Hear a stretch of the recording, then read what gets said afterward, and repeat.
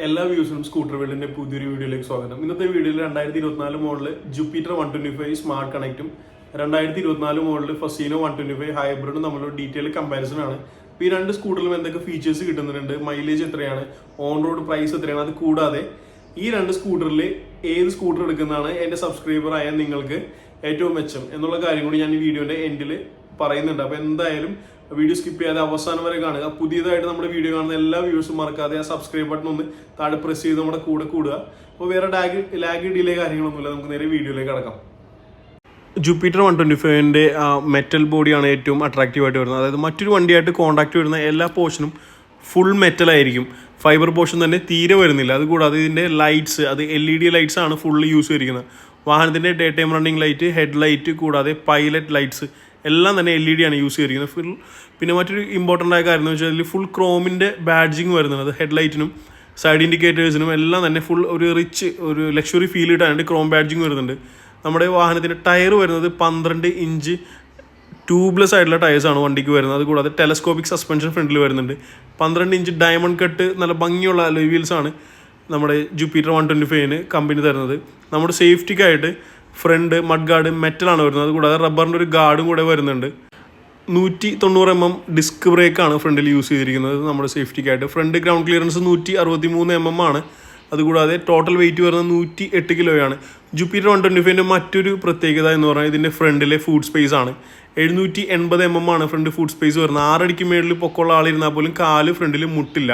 അതുകൂടാതെ fuel filling എല്ലാം എക്സ്റ്റേണലാണ്. നമുക്ക് സ്കൂട്ടറിൽ നിന്ന് ഇറങ്ങാതെ തന്നെ ഫ്യൂൽ അടിക്കാവുന്നതാണ്. E20 ഫ്യൂൽ സപ്പോർട്ടഡ് ആണ്. 5.1 ലിറ്ററാണ് അതിൻ്റെ ഫ്യൂൽ ടാങ്ക് കപ്പാസിറ്റി വരുന്നത്. നല്ല ഭംഗിയുള്ള ഡ്യുവൽ ടോൺ ഇൻറ്റീരിയർ ആണ് സ്കൂട്ടറിന് വരുന്നത്.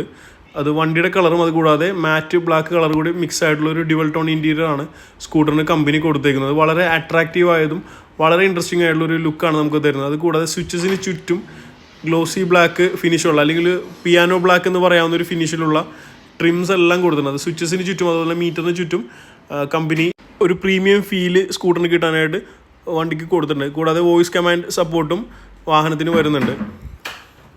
ഇനി മറ്റൊരു അട്രാക്റ്റീവായ കാര്യം എന്ന് വെച്ചാൽ ഇതിൻ്റെ കണക്ടിവിറ്റി ഫീച്ചേഴ്സാണ്. TFT ഡിസ്പ്ലേ ആണ് വരുന്നത്. 2 പോർഷനായിട്ട് ഡിസ്പ്ലേ തിരിച്ചേക്കാണ്. ലെഫ്റ്റ് സൈഡിൽ വരുന്നത് ഫുൾ കണക്ടിവിറ്റി സപ്പോർട്ടിനുള്ളതും റൈറ്റ് സൈഡിൽ വരുന്നത് വാഹനത്തിൻ്റെ ട്രിപ്പ് മീറ്റർ, ഓഡോമീറ്റർ കാര്യങ്ങളെല്ലാം തന്നെയാണ്. നമ്മൾ മൊബൈൽ ഫോൺ TVS ആപ്പ് വഴി ബ്ലൂടൂത്ത് ആയിട്ട് കണക്ട് ചെയ്ത് കഴിഞ്ഞാൽ നമ്മുടെ കോള്, SMS, ബാറ്ററിയുടെ ചാർജ്, വാട്സപ്പ് നോട്ടിഫിക്കേഷൻ, അതുകൂടാതെ വെതർ, ന്യൂസ്, സ്പോർട്സിൻ്റെ അപ്ഡേറ്റ്സ്, അതുകൂടാതെ ലാസ്റ്റ് പാർക്ക് ചെയ്ത ലൊക്കേഷൻ, അങ്ങനെ ഒത്തിരി ഫീച്ചേഴ്സ് നമുക്ക് ഈ സ്കൂട്ടറിൻ്റെ ഡിസ്പ്ലേയിൽ കാണാവുന്നതാണ്. അത് നമ്മൾ നാവിഗേഷൻ സപ്പോർട്ട് കൂടെ ഉണ്ട്. അതായത് 10x10 നാവിഗേഷൻ സപ്പോർട്ട് കൂടെ വാഹനത്തിൻ്റെ ലെഫ്റ്റ് സൈഡ് ഡിസ്പ്ലേയിൽ കാണാവുന്നതാണ്. റൈറ്റ് സൈഡിൽ ഫ്യൂൽ ഗേജ്, സ്പീഡോമീറ്റർ, ഓഡോമീറ്റർ, അതുകൂടാതെ ഡ്യുവൽ ട്രിപ്പ് മീറ്റർ, പിന്നെ TVSൻ്റെ ബാഡ്ജിങ്, ടൈം, അങ്ങനെയുള്ള ബേസിക് ആയിട്ടുള്ള കാര്യങ്ങളാണ് റൈറ്റ് സൈഡിൽ മീറ്ററിൽ കാണിക്കുന്നത്. ഇത് ഈ ഏറ്റവും ഫുൾ ഓപ്ഷൻ വരുന്ന ഡിസ്ക് ബ്രേക്ക് വരുന്ന മോഡലിൽ മാത്രമാണ് ഈ ഒരു ഫുൾ ഡിജിറ്റലായിട്ടുള്ള ഡിസ്പ്ലേ വരുന്നത്. പിന്നെ അതുകൂടാതെ ലെഫ്റ്റും റൈറ്റ് സൈഡിൽ ബേസിക് ആയിട്ടുള്ള notification, indicator, headlight, dim bright, eco meter, power mode കാര്യങ്ങളെല്ലാം തന്നെ LED ലൈറ്റ്സ് ആയിട്ട് നമുക്ക് കാണിച്ചു തരുന്നത്. ഈ ബാർകോഡിൽ സൂക്ഷിച്ച് നോക്കിയാൽ ഇത് 2024 മോഡലാണെന്നുള്ളതിൻ്റെ ഫുൾ തെളിവ് നമുക്ക് ലഭിക്കുന്നതാണ്. സീറ്റിനെ കുറിച്ച് പറയുകയാണെങ്കിൽ 765 mm ആണ് സീറ്റിൻ്റെ ടോട്ടൽ ഹൈറ്റ് വരുന്നത്. 5.1 ലിറ്ററാണ് ഫ്യൂൽ ടാങ്ക് കപ്പാസിറ്റി. 33 ലിറ്ററാണ് വാഹനത്തിൻ്റെ അണ്ടർ സീറ്റ് സ്റ്റോറേജ് വരുന്നത്. 125cc സെഗ്മെൻറ്റിൽ ഏറ്റവും അധികം സീറ്റ് സ്റ്റോറേജ് വരുന്ന വാഹനം ജുപ്പിറ്റർ 125 ആണ്. ഇതുപോലെ ഒരു 3D ബാഡ്ജിങ് വരുന്നുണ്ട്. ക്രോമിൻ്റെ ഓർണമെൻറ്റും സൈഡിലായിട്ട് സീറ്റിൻ്റെ താഴെ നമുക്ക് തരുന്നുണ്ട്. ഇതാണ് 3D ബാഡ്ജിങ് വരുന്നത്. വാഹനത്തിൻ്റെ ഫുഡ് റെസ്റ്റ് സിംഗിൾ ഡയറക്ഷനിൽ ഫോൾഡ് ചെയ്യാവുന്നതാണ്. സൈഡ് സ്റ്റാൻഡ്, വാർണിംഗ് ലൈറ്റ് വരുന്നുണ്ട്. ബസറും കൂടെ വരും. അതായത് ശബ്ദം കേട്ടുകൊണ്ടേയിരിക്കും. സൈഡ് സ്റ്റാൻഡ് തട്ടിയാൽ മാത്രമേ ആ സൗണ്ട് നിൽക്കുകയുള്ളൂ, വണ്ടിയും സ്റ്റാർട്ട് ആവുള്ളൂ. ഈ ഒരു ഫീച്ചർ ജുപ്പിറ്റർ 125ന് വരുന്നുണ്ട്. 124cc ആണ് വാഹനത്തിൻ്റെ എഞ്ചിൻ വരുന്നത്. 8.4 bhp പവർ ഉണ്ട്. 10.2 Nm ടോർക്ക് വരുന്നത്. ടോപ്പ് സ്പീഡ് വരുന്നത് 90 km/h ആണ്. മൈലേജ് ഒരു 60-65 റേഞ്ച് കിട്ടുന്നുണ്ട്. ബാക്ക് സൈഡ് സസ്പെൻഷനാണ് ഏറ്റവും അട്രാക്റ്റീവ്. 5 പോയിന്റ് നമുക്ക് അഡ്ജസ്റ്റ് ചെയ്യാവുന്നതാണ്. അതായത് നമുക്ക് കൈ വെച്ചിട്ട് തന്നെ വെറുതെ തിരിച്ച് അഡ്ജസ്റ്റ് ചെയ്യാവുന്ന സസ്പെൻഷനാണ് ബാക്ക് സൈഡ് സ്കൂട്ടറിന് വരുന്നത്. അപ്പോൾ നമ്മുടെ റോഡിൻ്റെ കണ്ടീഷൻ അനുസരിച്ച് നമുക്ക് ആവശ്യം പോലെ അത് അഡ്ജസ്റ്റ് ചെയ്ത് കൊടുക്കാവുന്നതാണ്. പിന്നെ 130 mm ബാക്ക് ഡ്രം ബ്രേക്കും കൂടെ വരുന്നുണ്ട്. ടെയിൽ ലൈറ്റ് വളരെ അടിപൊളിയാണ്. നീളത്തിലുള്ളതും നല്ല ഹാലജൻ ബൾബ് യൂസ് ചെയ്യുന്ന നല്ല ഭംഗിയുള്ള ടെയിൽ ലൈറ്റാണ് ജുപ്പിറ്റർ 125ന് വരുന്നത്. 125 ഫുൾ ഓപ്ഷൻ മോഡലിന് റിയർ ഗ്രാബ് റെയിലിന് കൂടാതെ ഒരു കുഷനിങ് കൂടെ വരുന്നുണ്ട്. അതായത് രണ്ടാമതിരിക്കുന്ന ആളുടെ നടുവിന് ഒരു സപ്പോർട്ട് കിട്ടുന്ന ഒരു കുഷനിങ് കൂടെ സ്കൂട്ടറിന് വരുന്നുണ്ട്. ഇനി മറ്റൊരു അട്രാക്ഷൻ എന്ന് പറഞ്ഞാൽ ഇതിൻ്റെ ബാക്ക് സൈഡ് ടയറാണ്. എൻ്റെ അറിവിൽ 125cc സെഗ്മെൻറ്റിൻ്റെ സ്കൂട്ടറിൽ ഈ ജുപ്പിറ്ററിന് മാത്രമേ ബാക്ക് സൈഡും 12 ഇഞ്ച് ടയർ സൈസ് വരുന്നുള്ളൂ. ബാക്കി എല്ലാത്തിനും 10 ഇഞ്ച് ടയർ സൈസാണ് വരുന്നത്. അത് കൂടാതെ ഡയമണ്ട് കട്ട് അലോയ് വീൽസും വരുന്നുണ്ട്. ഇൻ്റലിഗോ സ്റ്റാർട്ട് സ്റ്റോപ്പ് ടെക്നോളജി വരുന്നുണ്ട്. അതായത് വാഹനം ഒരുപാട് നേരം ഐഡിയലായിട്ട് നിന്ന് കഴിഞ്ഞാൽ തനിയെ ഓഫായി പോവുകയും നമ്മൾ ബ്രേക്ക് പിടിച്ച് ആക്സിലേഷൻ തിരിച്ചു കഴിഞ്ഞാൽ തനിയെ സ്റ്റാർട്ടാവുകയും ചെയ്യുന്നത് മൂലം വളരെ കുറച്ച് പെട്രോൾ മാത്രം ഉപയോഗിക്കുകയും ചെയ്യുന്നതുകൊണ്ട് നമുക്ക് നല്ലപോലെ മൈലേജ് കിട്ടാൻ ഇത് ഹെൽപ്പ് ചെയ്യുന്നുണ്ട്. വോയിസ് കമാൻഡിൻ്റെ സ്വിച്ച് കൂടെ സെൽഫ് സ്റ്റാർട്ട് സ്വിച്ചിൻ്റെ തൊട്ട് ഇപ്പുറത്തായിട്ട് വരുന്നുണ്ട്. അപ്പോൾ 125 മോഡൽ ജുപ്പിറ്ററിൻ്റെ ഓൺ റോഡ് കോസ്റ്റ് വരുന്ന 1,26 ആണ് ഇതിൻ്റെ ഓൺ റോഡ് കോസ്റ്റ് വരുന്നത്. നമുക്കൊരു 15,000 രൂപയൊക്കെ ഡൗൺ പേയ്മെൻറ്റ് അടിച്ച് നമ്മൾ വണ്ടി ലോൺ ഇറക്കാവുന്നതാണ്. 5,000 റേഞ്ച് ആയിരിക്കും EMI വരിക. അപ്പോൾ നമ്മൾ നേരെ അടുത്ത സ്കൂട്ടറിലേക്ക് കടക്കുകയാണ്. അടുത്ത യമഹ ഫസീനോ 125ൻ്റെ ഹൈബ്രിഡ് വേർഷനാണ് നമ്മൾ കമ്പാരിസനായിട്ട് എടുത്തിരിക്കുന്നത്.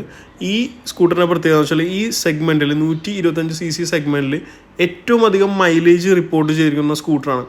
മൈലേജ് ടെസ്റ്റിൽ 102 കിലോമീറ്ററാണ് 2 കസ്റ്റമേഴ്സിന് മൈലേജ് കിട്ടിയിരിക്കുന്നത്. എൻ്റെ പരിചയത്തിൽ ഷോറൂം നടത്തുന്ന നോർത്ത് പറവൂർ ഷോറൂമിൻ്റെ ഓണറിന് 75 കിലോമീറ്റർ മൈലേജ് കിട്ടിയിട്ടുണ്ട്. അതിൻ്റെ സർട്ടിഫിക്കറ്റും പുള്ളി എനിക്ക് കാണിച്ചിട്ടുണ്ട്.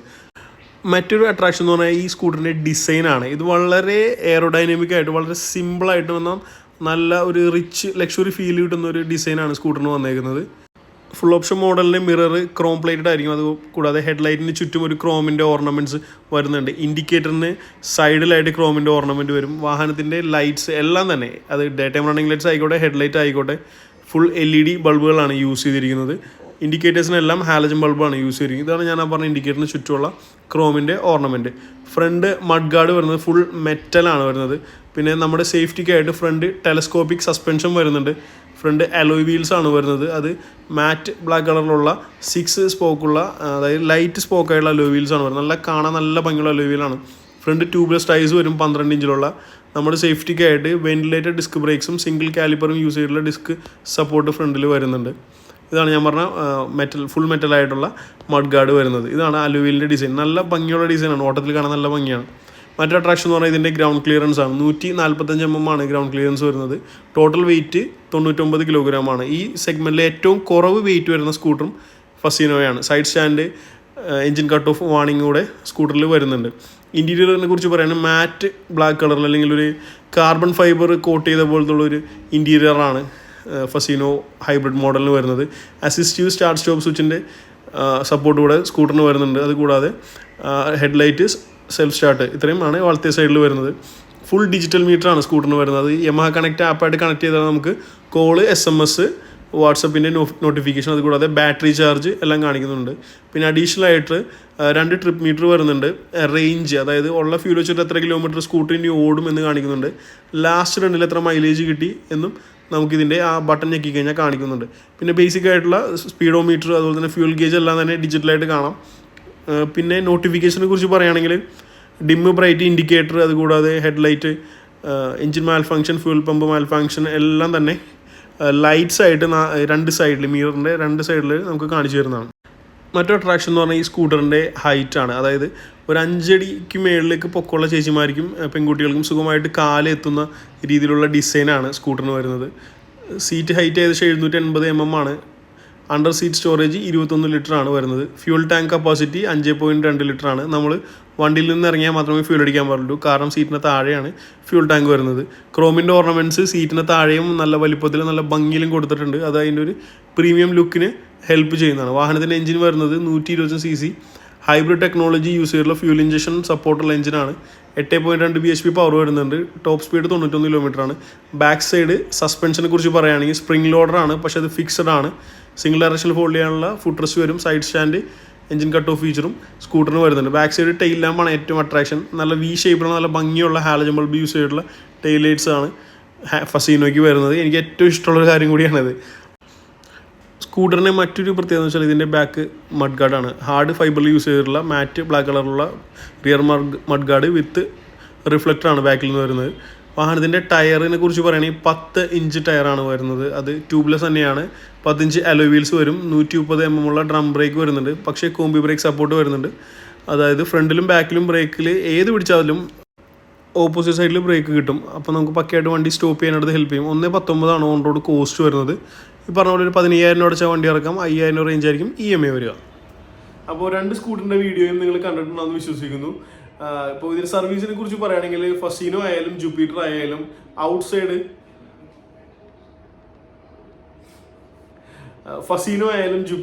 ഔട്ട്സൈഡ് സർവീസ് സെന്റർ, അതായത് ലോക്കൽ വർക്ക്ഷോപ്പുകളിൽ സർവീസ് കിട്ടാൻ കുറച്ച് ബുദ്ധിമുട്ടാണ്. കാരണം latest fuel injection technology, fuel pump കാര്യങ്ങളൊക്കെ ക്ലീൻ ചെയ്യലും അതിന്റെ പരിപാടി കാര്യങ്ങളൊന്നും ലോക്കൽ സർവീസ് സെന്റർ, അതായത് നമ്മുടെ ടെക്നീഷ്യന്മാർക്ക് അറിവില്ല.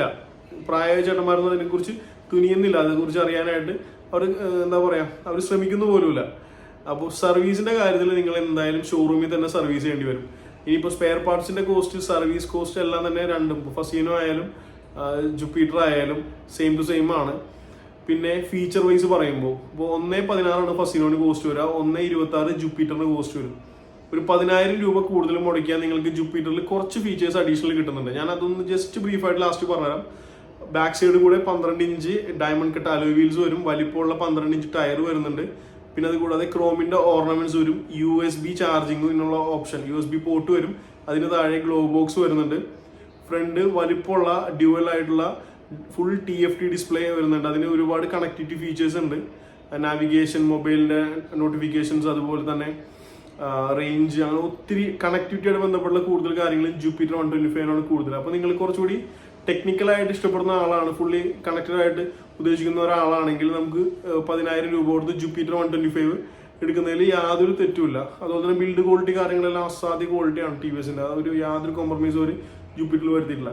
ഇനി മറ്റൊരു വശം, ഇനി നിങ്ങൾ മൈലേജ് ആണ് ഉദ്ദേശിക്കുന്നതെങ്കിൽ ഒരു 75-80 മൈലേജ് ഫസീനോ 125 കിട്ടും. നിങ്ങളൊരു ഡെലിവറി പരിപാടി, ഇപ്പോൾ ഫുഡിന്റെ ആയിക്കോട്ടെ, ഫ്ലിപ്കാർട്ട് പരിപാടി ആയിക്കോട്ടെ ഒക്കെ ആണെങ്കിൽ മൈലേജ് ആണ് ഹെവി ആയിട്ട് ഉദ്ദേശിക്കുന്നതെങ്കിൽ ഫസീനോ എടുക്കാൻ എനിക്ക് പറയാൻ പറ്റുള്ളൂ. കാരണം 75-80 മൈലേജ് കിട്ടുന്ന ഒരുപാട് കസ്റ്റമേഴ്സ് എൻ്റെ പരിചയത്തിലുണ്ട്.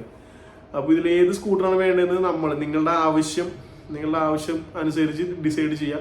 2 സ്കൂട്ടറും ഷോറൂമിൽ പോയി കാണുക, ടെസ്റ്റ് ഡ്രൈവ് എടുക്കുക, ഡീറ്റെയിൽസ് അറിയുക, എന്നിട്ട് മാത്രം ബുക്ക് ചെയ്ത് എടുക്കുക. അപ്പോൾ എന്തായാലും വീഡിയോ അവസാനം വരെ കണ്ടതിന് ഒരുപാട് നന്ദി. Thank you for watching my videos. Bye bye.